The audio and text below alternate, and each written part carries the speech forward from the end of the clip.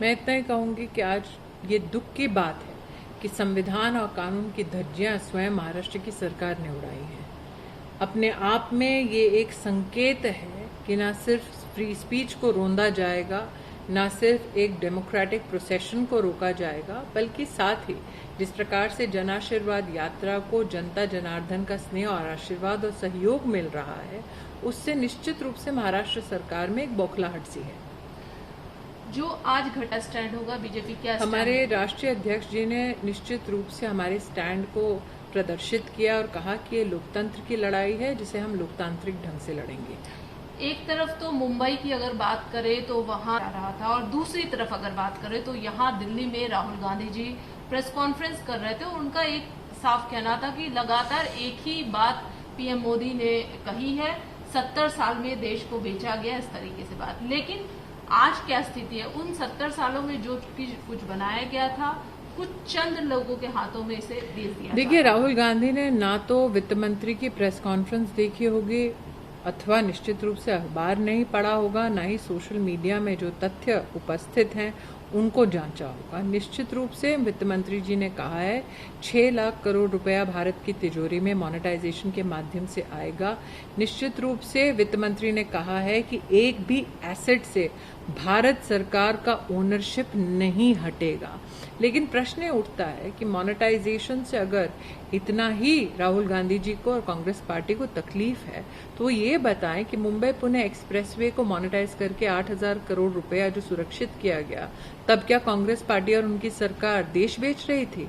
Airport को जब privatise किया गया साल 2006 में, तब क्या कांग्रेस पार्टी देश बेच रही थी? 2008 में रेलवे स्टेशन को मोनेटाइज करने का आरएफपी बिड जो डॉक्यूमेंट है वो कांग्रेस पार्टी की सरकार ने राष्ट्र के सामने प्रेषित की।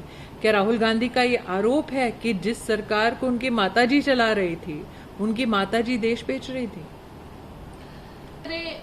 बंगाल सरकार की, तो बंगाल में जिस तरीके से बीजेपी के ऊपर कार्यकर्ताओं पर हमला हुआ, पथराव हुए, और अब महाराष्ट्र सरकार भी यहाँ पर केंद्रीय मंत्रियों को गिरफ्तार करना, यानी कि क्या ये कह सकते हैं कि उसी पदचिन्हों पे चल रही है या ये प्रतिशोध? निश्चित रूप से बदले की राजनीति विपक्ष कर रहा हो, हम बदलाव की राष्ट्रनीति में विश्वास करते हैं।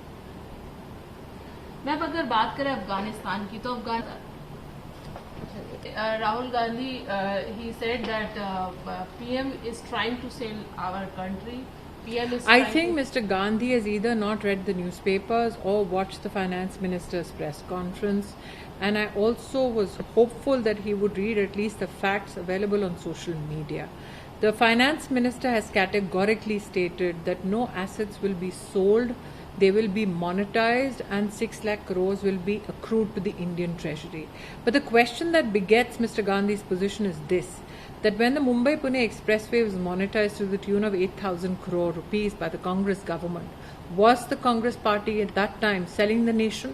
When the airport privatization process began in 2006 with Delhi, was the Congress party then selling the nation? When in 2008 a railway station RFP bid for monetization was presented to the country by the Congress party, were they then selling the country?